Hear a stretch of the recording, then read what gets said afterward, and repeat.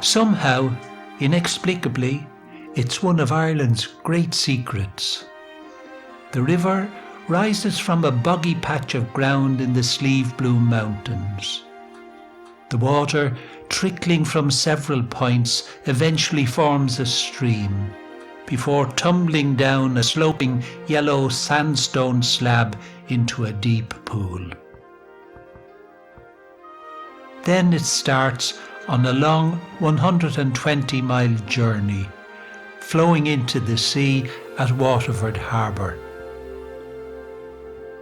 It's one of the three sister rivers referred to in Edmund Spenser's poem The Faerie Queene.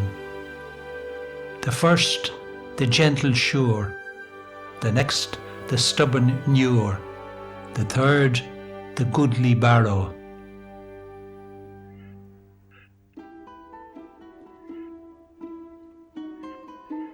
The place where the three sisters meet is called Cummer na Drí Uisce, the confluence of the three waters.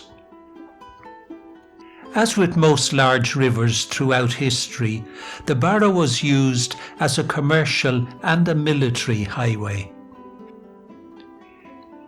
In the 1790s, short sections of canal were stitched into the river to make it easier to navigate. The longest section of canal was built from Athy to Lowtown, where it joined the Grand Canal and Dublin.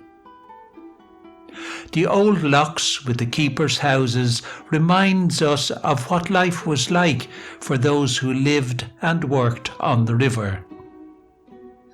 It's fascinating to see the locks are still in use today.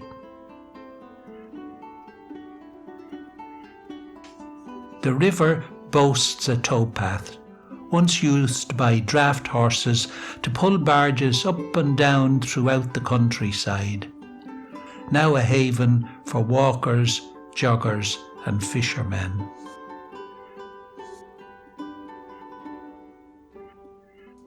The riverbank still holds the remains of old mills and barley storehouses, reflecting its commercial past. Malting barley grown by farmers in the surrounding countryside was brought by barge to Dublin as raw material for the brewing of Guinness. Some of the finished product was later transported back downstream. Milford, just south of Carlow Town, is a beautiful picturesque river crossing which belies its industrial past. It once hosted the most powerful mill in Ireland until it was destroyed by fire.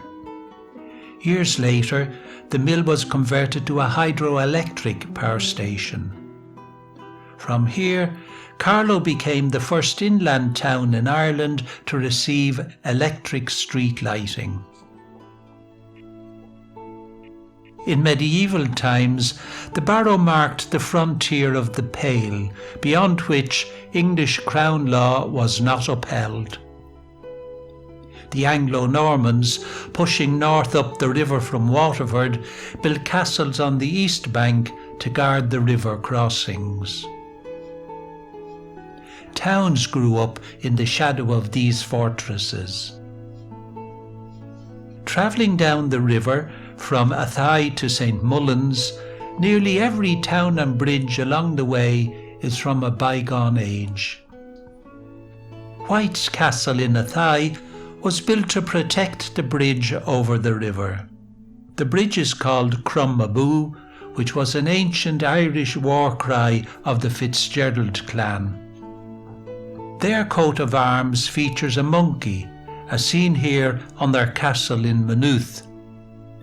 Legend has it that John Fitzgerald, the first Earl of Kildare, was trapped in a fire as a baby when a pet monkey rescued him. The delightful village of Loughlin Bridge has the oldest bridge on the river, built in 1320. A black castle, a typical 16th century three-storey limestone tower house, still stands at the crossing. Gore's Bridge is named after Sir Ralph Gore, who built this elegant 9-arch bridge in 1756 with local unrefined granite. Further down the river we come to Graignamanagh, the village of the monks. It has a long association with the wool trade, dating back to when the Cistercian monks first established Duisk Abbey in the 13th century. Wool produced in the Barrow Valley was gathered by the monks and sent to textile towns across Europe, for example Lucca in Tuscany. In the 1700s, the woolen mills were taken over by the Cushion family, now known as Cushendale Woolen Mills. Duisk Abbey was restored in 1980 and is now the parish church. Barges that once lined the quaysides have since been replaced by pleasure boats. The river is crossed by an elegant 7-arched bridge in the Palladian style. There are many historic sites to explore in this ancient town, but just standing on the bridge and viewing the sights on the water can be just as interesting.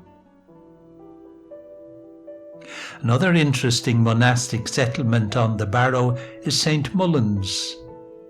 This is where St. Moling built a monastery in the 7th century. He set up a mill to grind corn and dug a mill race 1 mile long. They say it took him 7 years to complete.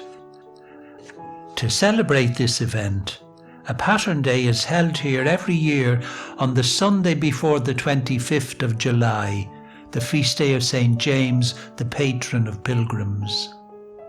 The celebrations start with prayers at St. Moling's Well, and Mass is said at the penal altar in the centre of the graveyard. There's something very special about this old tradition, this Celtic mixture of prayers and social gathering. An opportunity for people to meet up with old and new friends, share whatever, and have a chat. The river's now tidal from here to the sea. The different water temperature often creates a soft, misty landscape and imbues this area with a natural spirituality. Of course, the best way to experience this magnificent river is at water level. Take a boat trip. Take a canoe or a barge along its length. As it winds its way through 6 counties, linking historical towns and villages, flowing through a beautiful landscape of wooded valleys and fantastic forests, the Barrow takes you on an incredible journey, full of adventure and wildlife encounters. There's something different around every corner. Cattle look quizzically at you from the safety of the riverbank. It's like looking into a Constable painting. Wildlife abounds, ducks, swans, and the electric blue kingfisher are all to be seen. The grey heron stands to attention, guarding the weir. It lets you get close before launching off across the water. Otters occasionally pop their heads up and can be seen feeding on the bank. A trip along the Barrow has its own magic. As well-known journalist Olivia O'Leary, who lives on the banks of the Barrow, says, "The place speaks to you, body and soul. It brings you nearer to nature, nearer to yourself. You'll come back.